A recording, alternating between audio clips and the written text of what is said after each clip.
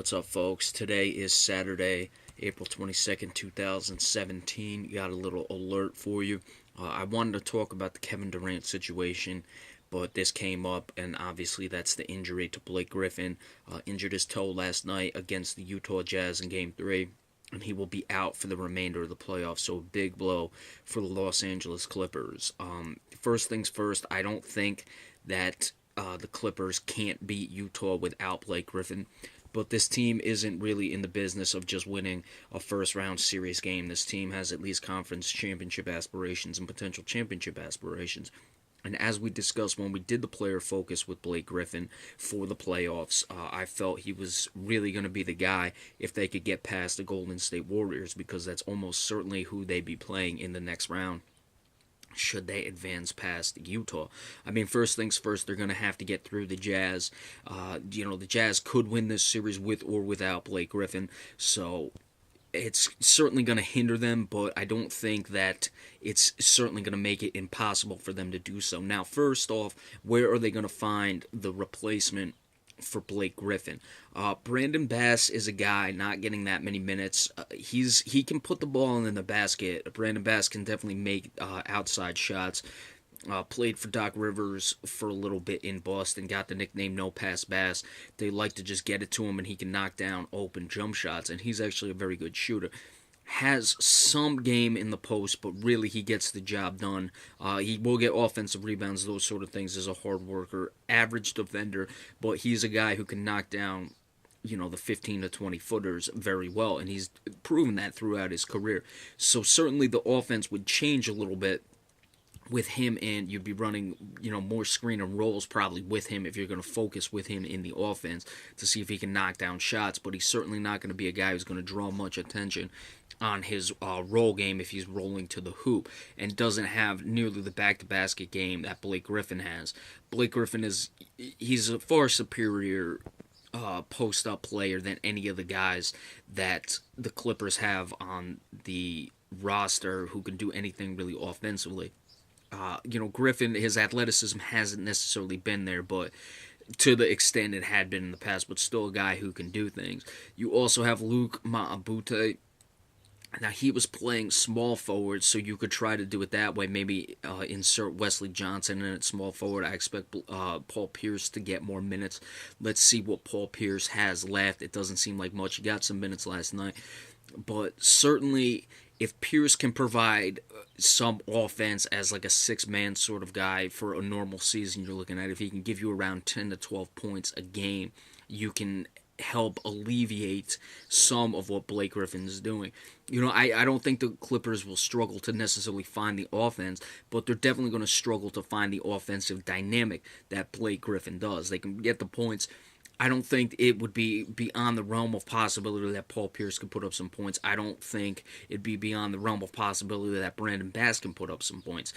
But as far as being able to get that low post presence from a power forward, it's really not going to be there. Maurice Spates can also score. Now, he's the backup center, but he's a guy who can shoot and certainly stretch the floor.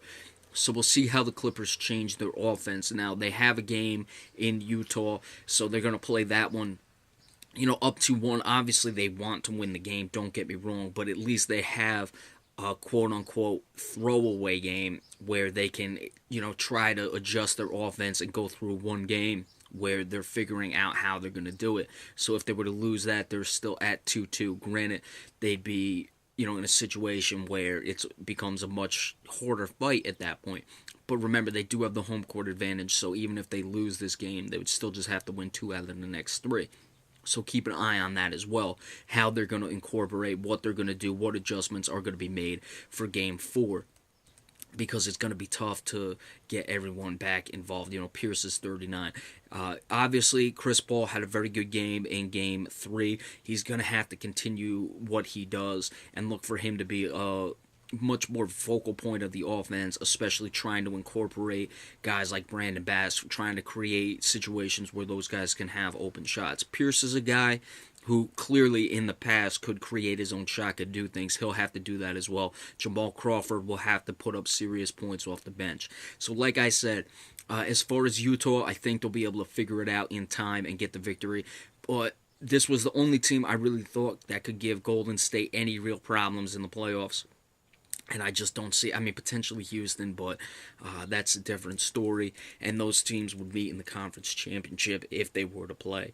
In this situation, the Clippers will meet the Golden State Warriors in the second round.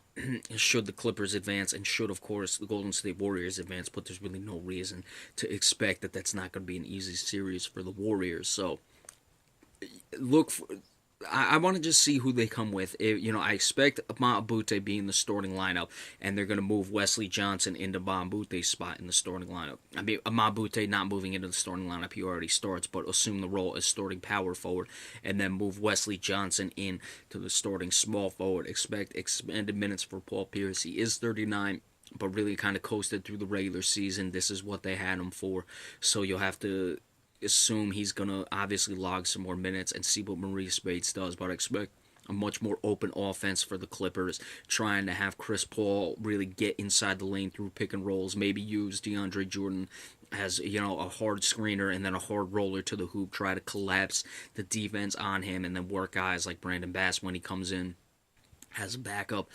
Maurice Bates, if he's coming in, Mbute, who can do things, more of a slasher though. He'd be more of a small forward and a power forward's body, so he has some athleticism. Certainly defensively, I think he matches up athletic wise comparably to Blake Griffin, but he's offensively it's more of a slashing thing for him, getting to the hoop. So, when Brandon Bass, when Maurice Bates comes in, I would expect that might be the heavy dose of the offense, like we said.